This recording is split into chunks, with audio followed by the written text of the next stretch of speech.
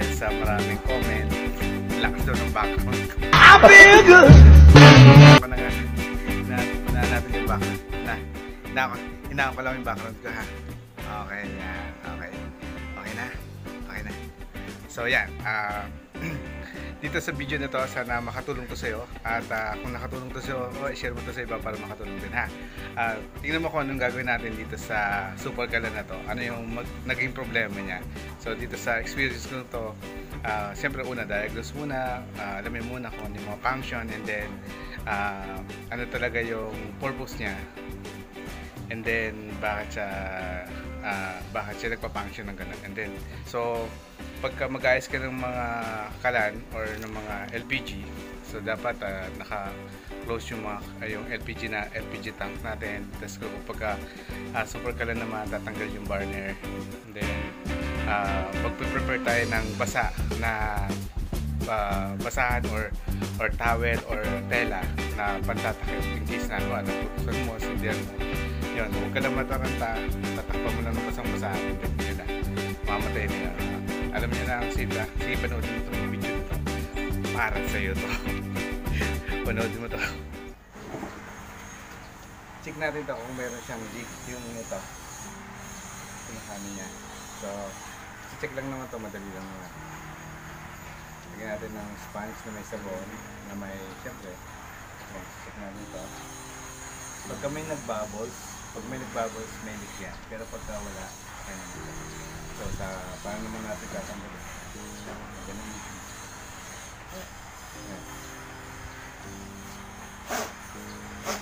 Yan. So, tanggal na.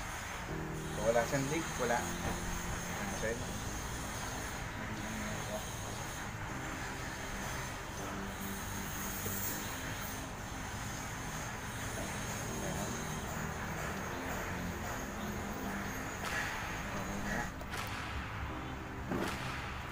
So, yan.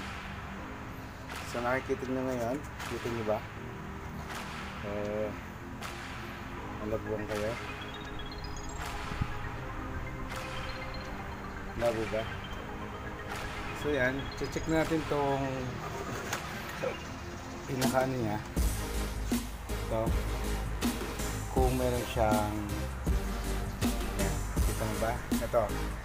Check natin to kung meron siyang singaw. Okay? So, tara. So, paano natin i-check yan? So, paano natin i-check yan? Sa pamamagitan ng paglagay ng sponge na mayroong sabon. Hindi naman kailangan special yung sabon. Washing liquid or bar, pwede na yun. Powder, pwede na. Basta mag-create ng bubbles. So yan, check natin, ikabit natin kanina. Yan. So, pagka nakabit mo, dapat check mo kung meron siyang ito sa gilid. Kasi yung gasket niya. Kung alam niyo yung gasket, sa mga previous video ko, nakita ko naman yung mga gasket, kung ano yung diferensya niya pagka sira na yung gasket, ano nangyari. Nagkakaroon dito ng singaw, dito sa gilid. And then, dito sa dito, yan. Kakaroon din dyan. Yan. Tingnan mo. Yan. Yan. Kakaroon dyan ng bubbles pagka meron. Ngayon naman, check natin ngayon. So, walang leak yung ano niya. Okay yung ano na. So, check natin tong kung meron siyang leak dito. Kabinuksan ko yan. Oh. Okay. So, wala naman. Parang okay nga siya. Hindi ko alam kung ano yung ibig sabihin nila na mayroon daw leak. So, check natin ulit kung ano yung problema nito. Okay? So, check natin. So, yan. Make sure na alam mo yung tama. Kasi ito, mga ganitong super kalan, wala siyang igniter or wala siyang parang automatic yung lighter niya. Yung tulad sa stove. Tulad sa stove na pagka hanilik mo yung pihitan, ay nagkakaroon na ng sync doon kasi nga para mag-ignite siya. So ngayon, check natin kung ang diskarte, apoy muna bago yung gas. Okay, ayun, alam ko na. Tingin ko lang dito kasi maitim, pula. So pula yung niya, apoy niya. So pagka hindi nyo to natatanggal, kasi may lock to, pipihitin nyo lang, may lock to. Ito yung lock nya, kita mo? Yan, ito yung lock nya. Yan, ito. Yan, ito yung lock nya. Ayan, ayan. So dito, may dalawang ano, tapatan naman yan. So kita mo siya. Yan, andyan yung lock nya. Baka kasi mamaya ganyan mo, yan, nakaganyan, hindi mo siya matanggal. Inis na inis ka na, inisip mo baka wala talaga siyang ano, hindi talaga siya natatanggal. Hindi po natatanggal yan. Ipukuhanin mo lang yung lock nya, kakapain nyo, ikutin nyo siya habang inaangat nyo. So ayun, tanggal ko siya, ganun lang. So ganun ang pagtanggal nan. Nasibol, ayun, may kalawang, medyo madumi sa kabila, mauga-uga dahil siguro yung screw. So yung screw nya, so tanggalin natin to. Then tanggalin din natin yung top unit nya. So make sure kapag tatanggal ka nito, walang nakalapit na kandila na nasindi or may nagyoyosi. So ito yung ilalim. Ayan. So far okay naman. So tatanggalin natin to.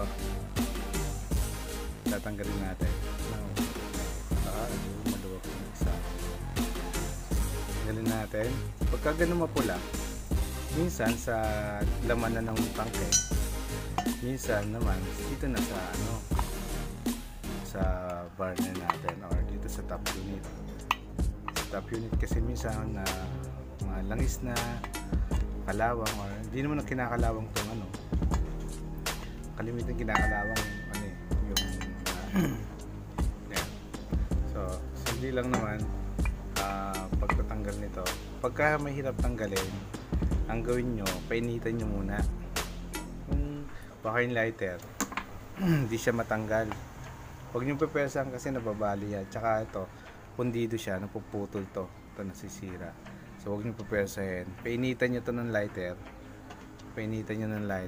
pagka painitan nyo na yan, pag ininitan nyo matatanggal yan. So kailangan lang painitan, then pagka nainitan na ay matatanggal yan. Ganun lang siya kasi tanggalin. Tapos kita nyo daw, yan kalimitan to, but yung madumi na sumasama na yung mga debris nya, putulin nyo lang, tapos hipan nyo yan, putulin nyo lang noon.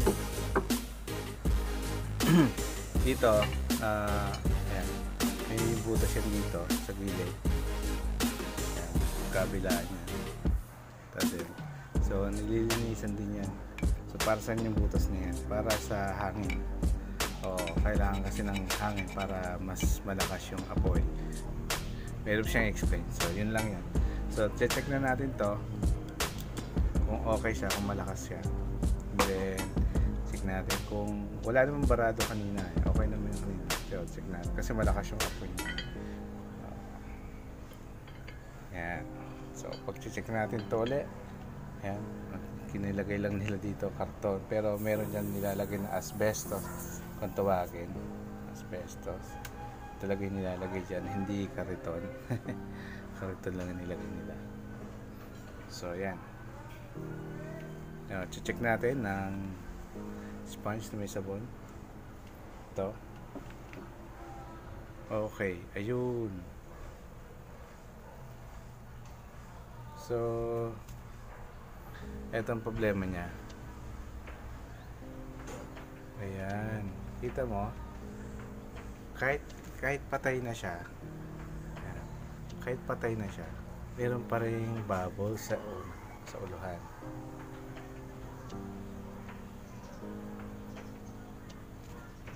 Meron talagang bubble sa inyo. Ayun.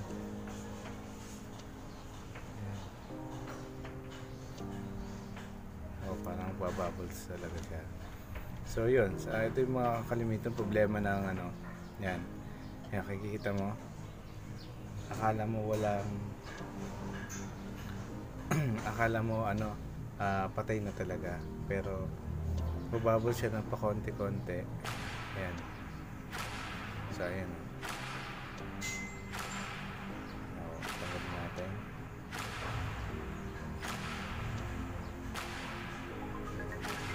Ayan. Makikita nyo. So ayan, nagbababos talaga siya. Ayan. Ayun.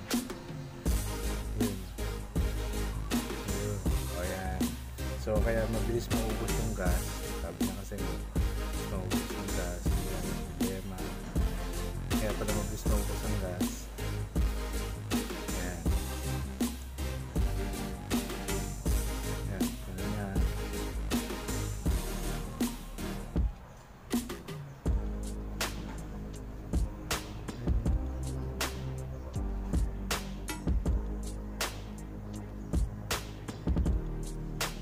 Kita mo ba? Ayan, yun, bababos talaga siya. Pero mga konti lang, kaso delikado pa rin yan. Ayan, yun. Yun. Yun.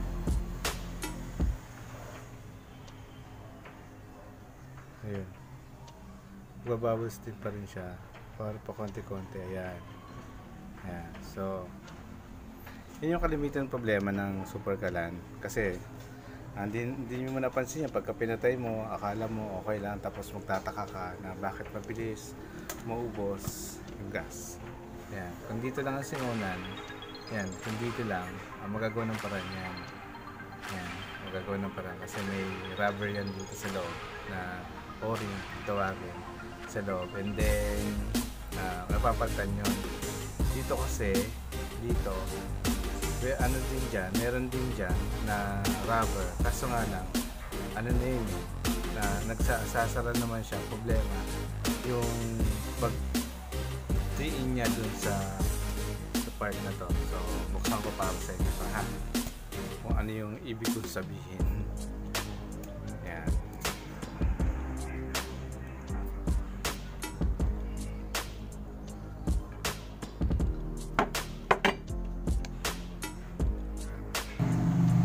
So, tatanggalin natin to. So, malalaman mo lang kung saan yung ano na, yung lock. Kaya yung, ito may lock siya. Ito, pagtanggal nitong lock, ito yung dulo niya. Ito yung angat niya. Yung dito mo siya hihilahin, tapos dito mo siya ipupush. Ngayon, kailangan mo ng ganito. So, ayan. Para meron kang pampush.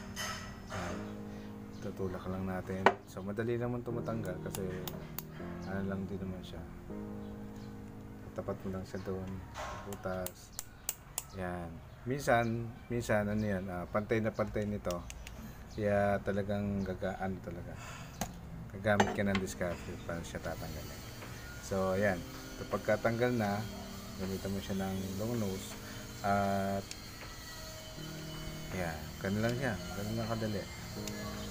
Sure na hindi siya mabebengkong para mamaya pagka nagkabit ka ay tuwid na tuwid pa rin. Hindi siya liko. Okay. So ayan. So makikita niyo na kung ano yung laman nitong loob na to. Itong ano na to ay top unit. So ano yung pwede natin gawin. So bubuksan ko. Ayan. Bukas na. Para ka nagbubukas yung dinang LPG. Yun. Ito. Ayan. So ayan. Yan yung dulo niya. Kaya kita mo yung dulo. Kaya parang meron siyang tinutusok sa dulo niya. Ayan. Kita mo yan. Ayun, yung dulo niya. So, ang ng purpose na dito sa ilalim, meron pa siyang parang pag ganon, tas kaganon. Pag ganon, tas kaganon. Tapos, dito sa gitna, ayan. Ito na, nakaganon. So, ngayon, eto, tatapat talaga doon sa pinakabutas niya.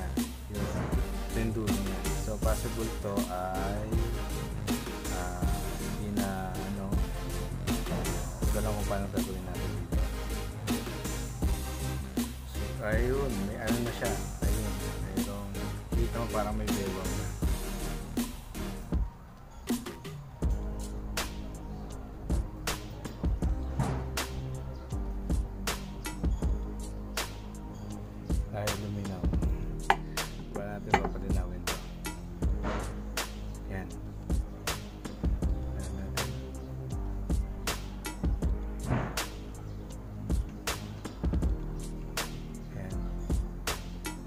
kung makikita mo, parang meron siyang, ayun, kita niya parang meron layer na sa gitna ng dalawa. Ayan, parang may bewang siya. Bewang niya ay ito, yan, bewang niya. Layer na siya dito. So ang gagawin dito, kung gagawin mo pa to, siguro kasi pagka aangat pa to doon, sasagad pa siya. So yan, ang dyan, lang, lihahin mo na lang para maging pantay. Lihahin kanyang liha. So lilihahin ko ito mamaya. Pakita ko na dito. So yan, ganyan siya. So ito rubber naman to eh. So rubber to, ito turo natin na ang laki ng kabit. Ito yung o-ring. Ito yung o-ring yan, nabibili yan sa mga auto shop. Ito rin, sa o-ring din to. So pagka nasingaw dito, nasingaw dito, ito yung papalitan natin. Nabibili naman yan. Pagka naman doon sa ibabaw, yung banggit ko kanina, dito yan, pag dito nasingaw ng malakas, ito yung papalitan natin. Yan, pag malakas po pero pagka mahina lang, possible dito yan, dito sa pinaka bewang na to, hindi na siya nagpipit kasi pagka ginanon mo na, or pwede din dito kasi halos na siya, pantay na siya nitong yung bakal na to itong tanso na to, halos pantay na siya. Possible din itong goma na to. So paano siya tinatanggal? Madali lang din naman tanggalin yan. Lang din. So yun, pwede din ito, pwede din ito.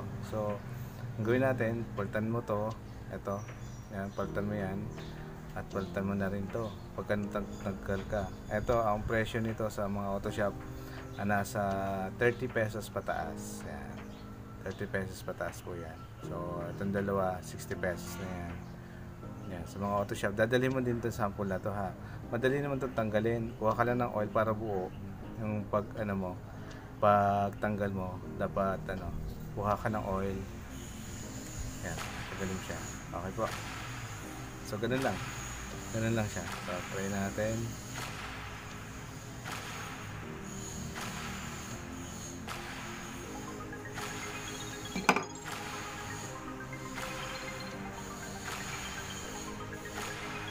Okay, pagkatapos kong lihahin, hindi ko na siya napalitan itong mga o-ring na to. So yun, ganun lang kadali ang pagkakalas nito. At yun nga, pagka nakalas mo na, eto, lihahin mo ng konti. Yan. And then etong mga to, yan, itong mga ito, yung o-ring na yan, goma po yan, o-ring na yan, kung mapapalitan mo na, palitan mo na. So sa akin kasi, sa case ko kasi, hindi niya kasi alam, baka mamaya singilin ko siya ng mahal. So yan, magtaka siya, sasabihin ko muna sa kanya na ito yung papalitan. Yan. And then pagka bibili ka nito, dadalhin mo to. Yan, pagtanggal lang naman yan sa pagkakabit, para mabilis mo siyang kabit, lagyan mo siya ng mantika or oil para pagka pinasok mo, bibilis lang, hindi siya mapuputol. Okay, so ganun lang. So balik na natin. Pagbabalik nito, ganun lang din, papasok mo ganyan, tapos ikot mo ng dandahan. Yan. O, pagka nasagad mo na, ayan, sagad na siya. Babalik mo yung lock niya. So dito ako nagpukpok, kita nyo naman, nagpukpukan ko. So dito ako magpapasok. So dapat ganun din kayo. And then yung ito, alam niyo kung saan yung hinugot, kung saan yung kung saan yung papasok. So ayan. Tapos yung pukpok ay dahan-dahan lang. Dapat tuwid. Tuwid siya. Diba? pagka naliko, pagka masyadong pinumpukan ng masyado, yan, ganun lang po, ganun lang po. Yan. So ayan, okay lang. So ayun, so ganun lang po. Ganun siya ipasok.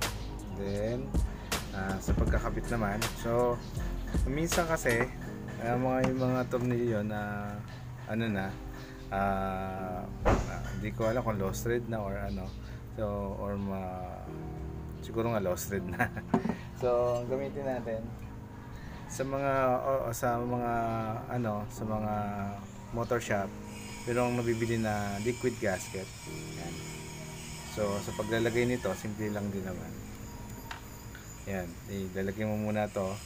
Lagyan natin ito ng gasket para pampasikip. So pagkalagay mo, hindi mo agad siya ipapasok, okay? Hindi mo siya agad ipapasok, kaya mo munang matuyo and then ikalat mo yung gasket niya. Yan, malambot pa rin naman siya pagka kinabit mo. So lagyan muna natin dito yung isa. Kung wala kang kung wala kang asbestos po yung tawag doon, nilalagay dito, hindi itong karton na to. So papalitan ko lang to, baka sabihin nga sinira ko. Sinira ko talaga.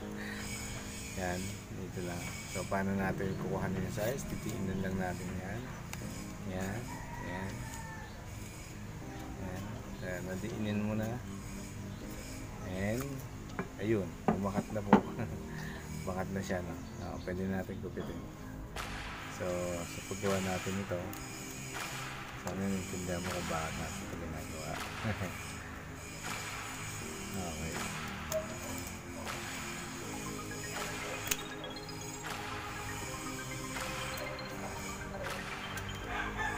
Okay, so yan po. So ano din natin ay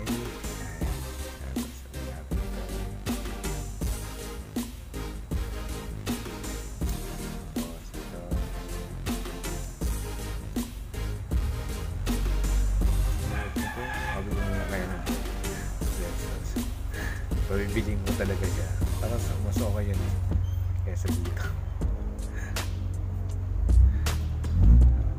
Kaya pagka nagpagawa ka nito, abot talaga ng 100, lampas sa 100. Kasi nga yung o-ring nasa 30 pesos ng isa, plus yung mga ganitong pagtampay ng ng gasket, nasa pa yun. So yun yung niya, presyo niya. So talagang mahal. Kaya mapapaisip ka kung mapagawa mo ba, ikaw nilang gagawa. Yan. Itong video na naman ito para sa inyo. Yan. Para tapos yun. Yun nga po. Papasok natin dito. Asbestos. Ito yung eksakto dun sa dun sa butas ng wala ulit. Ang eksakto.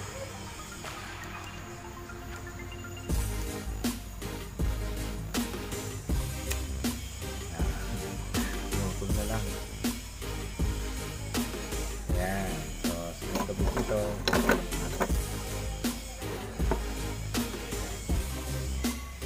Ayun. Kabit. May bibili ka bagong tumingin. Bigyan mo na ng bagong tumingin. Pero syempre, anong size ng tulyo, yun, hindi na gagawin ko dito. Pero hindi na nasisikipan, lost thread na talaga siya. Punta ka sa machine shop. Pagkadating mo sa machine shop yun, papalagyan mo ng thread. Alam ko, mura lang yun, 50 pesos lang yata. O 30 pesos lang yata yan. Alam ko punta ka sa machine shop at palagyan ng thread.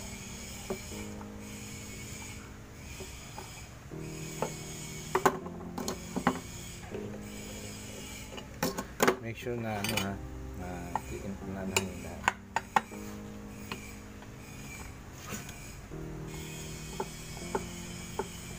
Nakagalaw pa.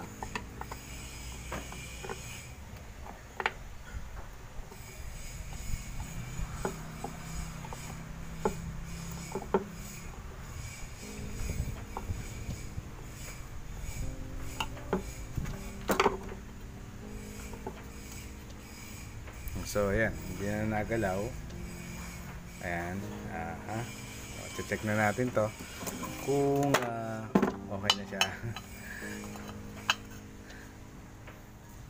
Ganun lang ano. So lagyan natin dito yung okay. Ayan. At ikabit natin. So kabit. Make sure na sarado. Kung kakabit ang bukas yun kasi sayang gas mo. At tapos make sure na ma-check mo yung kung walang singaw. SOP yun pagka nagmamagad ng valve. Test mo ba't na singaw. Okay, so yan, check natin kung nagbago ba yung apoy niya. Pagka hindi nagbago yung apoy,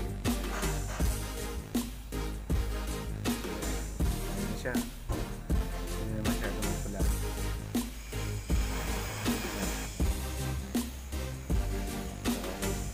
So okay na to. So yan, check natin pagka ayan, check natin, di ba kanina pansin natin kanina merong mga leak yung na kanina may leak. So hintayin natin siya, ipon lang, and then pagka lalagay tayo ng apoy, pagka nagsindi, talagang papatan yung o-ring nya. Pagka hindi, so matagal-tagal pa naman, siguro mga months pa bago pagka. So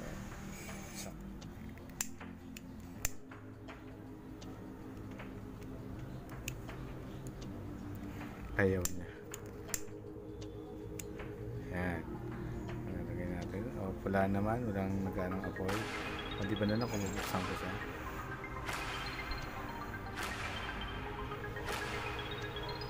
So ayan na siya. Yun, salamat sa iyong panonood, at alam ko meron kang natutunan dito sa video na to, at kung meron kang dito natutunan, i-share mo naman to sa iba para makatulong din sa iba. Okay, salamat po sa pag-like mo, salamat sa pag-share mo, at kung nag-dislike ka, meron kang hindi naintindihan or hindi naunawaan, salamat din po.